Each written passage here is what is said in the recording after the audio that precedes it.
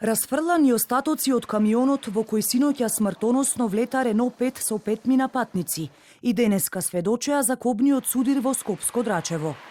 Тука возилата се пресретнале 15 минути пред полноќ. Автомобилот директно се забил во предниот дел на камионот, а од силината на ударот и повредите, 5 патници починале на самото место.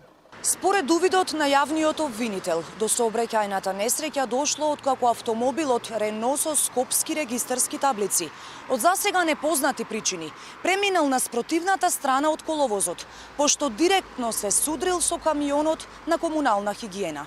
Шоферот на камионот без потешки повреди веќе е пуштен на домашно лекување.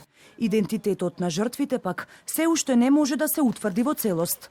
Во полицискиот билтен недостасуваат податоци за еден од настраданите, кој според МВР се знае само дека станува збор за возрасен маж.